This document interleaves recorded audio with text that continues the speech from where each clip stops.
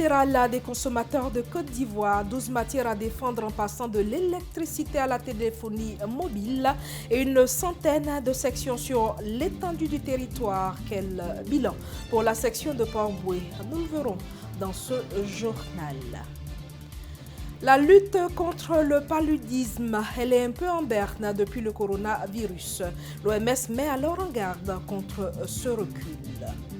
Au Nigeria, le terrorisme a encore frappé au moins 110 agriculteurs tués, le lourd bilan de la dernière attaque. Et puis à la fin de ce journal, le dossier économie, aujourd'hui le monde des assurances. Madame, monsieur, bonsoir et bienvenue sur le journal de UFC Africa TV. Que nous réserve ce 1945? La première réponse nous vient de Christian Gokra et de Port-Boué en Côte d'Ivoire où la section UFC, Union fédérale des consommateurs, a tenu son bilan. Reportage. Lutte contre la cherté de la vie à Port-Boué. La section de l'Union fédérale des consommateurs de Côte d'Ivoire de la localité lutte résolument pour le bien-être des populations. Et l'année 2020 a été émaillée d'actions favorables pour les consommateurs. Il faut reconnaître qu'aujourd'hui, à Port-Boué, sur le plan de l'électricité, à Gonzague, sur la route de Bassam, il y avait 22 coupures d'électricité par jour. Aujourd'hui, vu nos actions qui ont été menées de manière avec aussi la CIE, je pense qu'on a résolu beaucoup de problèmes. Aujourd'hui, la fraude n'existe plus. Dans notre zone, si ce n'est pas des petits cas de fraude, mais les grands fraudeurs, comme on l'a dit avant, ça n'existe plus. Parce que nous avons mené une action de lutte contre la fraude et surtout dans le cadre aussi de la sensibilisation sur le code de la loi relative au code de l'électricité. Et il faut dire que nous avons mené plusieurs actions cette année-là. Vu la pandémie à coronavirus, nous avons beaucoup travaillé en collaboration avec la mairie. Nous avons aidé à la pulvérisation. Nous avons également soutenu toutes les actions de sensibilisation pour combattre cette maladie-là. Projeter des plans d'action des sections de la fédération pour les années à venir, c'est ce que vise ce responsable en charge des sections de l'Union fédérale des consommateurs de Côte d'Ivoire. Il faut noter que les sections, nous en avons 100 sur le territoire national et elles se comportent quand même bien. Mais dans toute structure, il est bon de pouvoir passer, pour voir ses membres et faire aussi l'état des lieux. Voilà. Donc aujourd'hui, c'est ce travail que nous sommes en train de faire. Il faut noter que déjà, pour ceux que nous avons pu visiter dans ce laps de temps, il y a de la satisfaction. Voilà, parce que les sections saluent cette visite de la base vers elles et elles promettent faire encore des efforts pour le bonheur des consommateurs de les différentes localités. La section de l'Union fédérale des consommateurs de Port-Boué, depuis plusieurs années, lutte vigoureusement contre la cherté de la vie dans la localité. Et les consommateurs de la commune sont invités à adhérer à cette association pour une meilleure défense de leurs droits. De Port-Boué à Bégerville, au nord de la capitale, pour dire que la SOTRA, la Société des transports abidjanais, a repris sa desserte sur la commune de Bégerville et sa banlieue, une desserte qui avait été suspendue suite aux actes de vandalisme commis pendant les derniers événements sociopolitiques liés à la présidentielle d'octobre 2020. Dabou, à la périphérie d'Abidjan, mais que de péripéties pour circuler dans cette ville. Ni de poules-feu tricolores défectueux, bref, des infrastructures routières sont en ruine et nous avons encore une fois requis les services de Denis Kouman pour ce parcours du combattant. La dégradation de la voirie à Dabou s'accentue de plus en plus. Le temps de parcours qu'il offre aux usagers n'est plus de mise. Il faut désormais faire attention aux trous qui grossissent chaque jour. L'accès à certains quartiers de la ville est de plus en plus difficile, avec la dégradation du bitume, ou soit l'absence de bitume à certains endroits. En tout cas, nos voies à Dabou, vraiment, on a des problèmes. Au niveau des voies, tout est dégradé. Surtout, il y a des quartiers même où les camions refusent de partir. Tel que Pépinière, tu prends un taxi, tu dis Pépinière, il ne va pas partir. Tu prends un Pépinière et un taxi, tu dis derrière Gourotière ou bien Rhodes. Il va te descendre Carrefour Gourotière et puis il retourne. Il y a la terminus, tout ça, mais ça va. Vraiment, les voies sont dégradées à Dabou. En plus de la dégradation de la voirie, la plupart des feux tricolores de la ville sont hors d'usage depuis belle lurette, ce qui engendre de nombreux désagréments. Tous les feux qui viennent de marche, pas vraiment bon. Donc ça fait que ça crée des accidents au niveau de cette voie-là, plein d'accidents de moto et autres, parce que personne ne respecte les feux. Aux 2 ans, ça ne marche pas. Et ça fait qu'il y a trop d'embouteillage. S'il y a des accidents aussi qui se passent aussi. Parce qu'il n'y a pas le feu, les gens défilent en désordre comme ils veulent. Reconnaissant les efforts des autorités, le représentant de l'Union fédérale des consommateurs de Dabou, Saleh Oumar, fait un plaidoyer auprès des autorités compétentes pour alléger les souffrances des consommateurs de sa localité. Il y a des voies qui sont en réflexion aujourd'hui à Dabou. Je tiens à remercier le ministre des Infrastructures routières. Vraiment, je lui dis merci pour cet apport d'abord.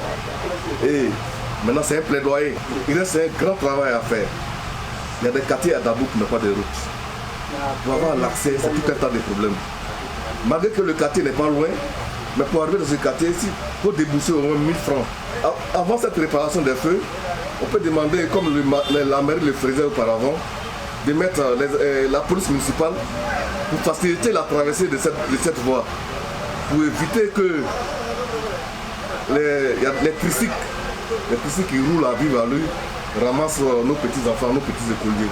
La ville de Dabou se développe davantage, provoquant un accroissement rapide de la population. Aussi, la voie de Dabou est beaucoup empruntée par les automobilistes. Elle constitue un tronçon de la côtière, route internationale qui mène au second port ivoirien, celui de San Pedro.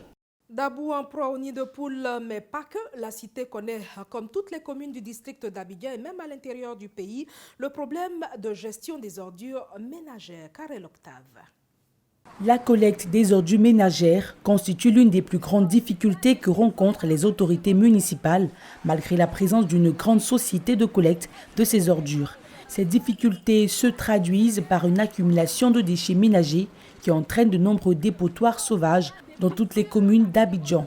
Je vois que ce n'est pas normal parce que ça nous donne des maladies avec les moustiques, tout ça, la palud, tout ça. Là. Donc ça nous fatigue. Normalement, la société se prive de ça. Là. Ils n'ont qu'à continuer à travailler, sinon ce n'est pas normal. Là, ça fait 2 jours, 3 jours là, et puis ça augmente seulement, ça fait tata, beaucoup de tas. Souvent même odeur là, vraiment, on ne peut rien faire, mais ça nous fatigue.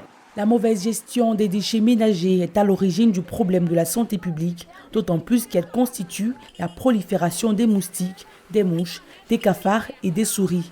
Ceci engendre à leur tour plusieurs maladies.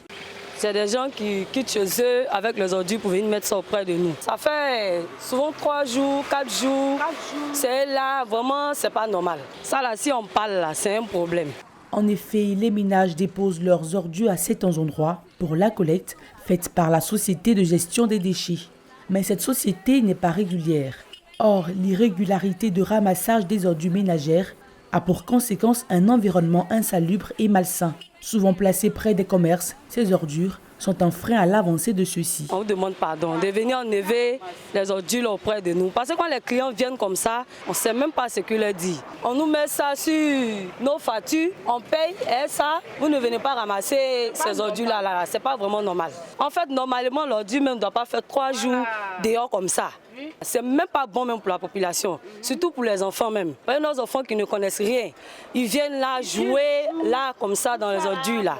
C'est pas bien. La problématique de la gestion des ordures en Côte d'Ivoire reste pertinente car aujourd'hui encore, les ordures dégradent le cadre de vie des populations. Les ordures ménagères, source de maladies, et parmi elles le paludisme, et l'OMS alerte. Trop de recul dans la lutte. Henri Niamke. Les progrès de la lutte contre le paludisme sont au point mort ces dernières années et quelques 400 000 personnes sont mortes encore l'année dernière de la maladie, met en garde l'Organisation mondiale de la santé OMS ce lundi.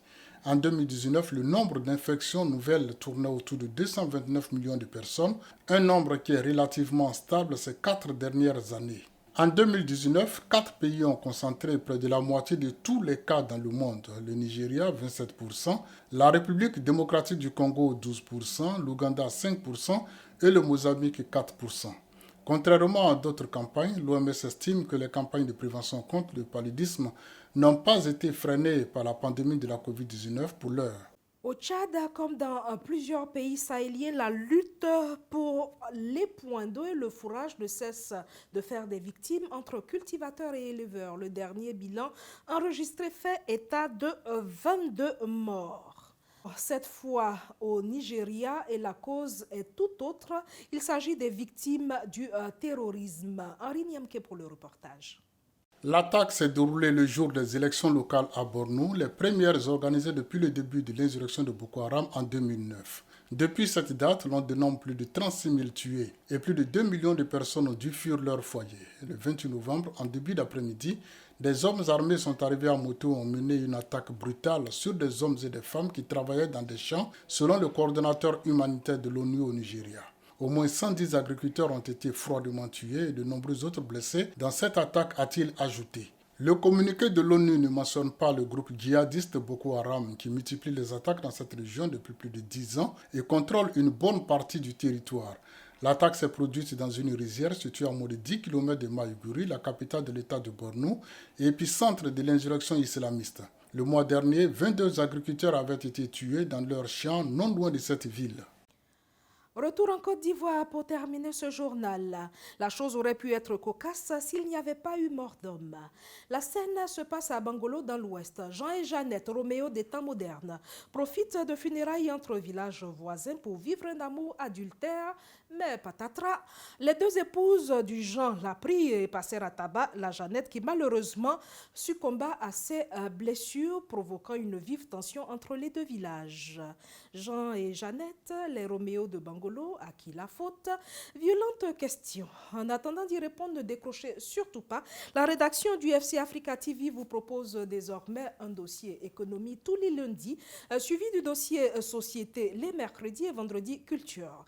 Pour ce lundi, Henri Niamke nous plonge dans l'univers des assurances et vous le verrez, assurés et assureurs n'y parlent pas toujours le même langage. Ce sera dans quelques instants après ce journal. Merci de nous avoir suivis et à demain.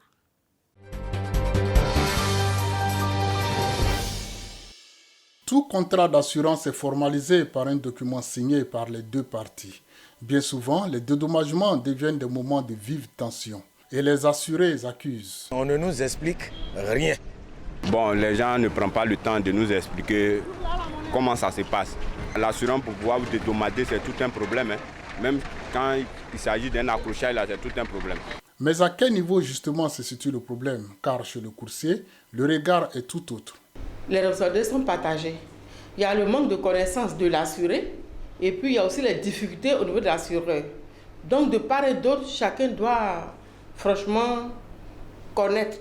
Avant de s'assurer, il faut connaître les clauses et puis l'assureur aussi doit faire son travail. Quand il n'y a pas de sinistre, il n'y a pas de problème. L'assureur réclame que l'assuré vienne payer son dû. Mais quand il y a un sinistre, l'assureur maintenant joue à la sourde oreille. Parce qu'il fait comme si lui-même ne s'y connaît pas. Et quand c'est comme ça, l'assuré est maintenant déboussolé. Déboussolé au point de ne savoir à quel sens se vouer et s'est assuré. Nous, on souhaiterait que s'il y a un autre groupe encore qui peut venir nous aider, parce qu'en cas d'un accident, pour poursuivre l'assurance jusqu'en bon, souvent même zéro. On ne répare pas ta voiture, toi-même, c'est comme on paie l'assurance cadeau, quoi. Pour Agué Evariste, expert en assurance, le préalable de tout contrat d'assurance consiste à s'imprégner de la note de couverture. Très souvent, nous pouvons dire que les assurés et les populations générales ne lisent pas leur contrat d'assurance. Combien d'automobilistes qui prennent leur attestation et qui croient connaître le contrat d'assurance? Je pense qu'il faut que les Africains s'habituent à lire un peu plus leur contrat pour savoir ce à quoi ils doivent s'attendre en cas de sinistre. La loi veut mettre fin aux souffrances des victimes. Aujourd'hui, ce n'est pas la victime de poursuivre l'assureur. C'est plutôt l'assureur d'aller vers la victime en lui écrivant une lettre pour dire tu es blessé ou tu as perdu quelqu'un, pour parler de façon triviale, viens chercher ton argent. Et que dire de ces flots d'écriture souvent illisibles? Aujourd'hui, le législateur de la CIMA a résolu la question. Tout ce qui est important dans un contrat d'assurance doit être souligné et écrit en gras. Ça signifie tout simplement que l'assuré qui a son contrat ne peut pas ignorer cet élément important. Les assurés eux-mêmes disposent d'une année pour payer la victime blessée et de 8 mois pour payer les années de la victime décédée. Mais ce délai est un peu trop court entre la délivrance du PV et tout ce qu'on sait qu'il y a comme obstacle au niveau des brigades de gendarmerie et tout ça, je pense que le délai de 5 ans est quand même raisonnable et on pouvait encore le tenir. La prudence recommande donc à tout assuré de comprendre les clauses du contrat avant de s'y engager. Négliger ce fait entraîne parfois des conséquences regrettables.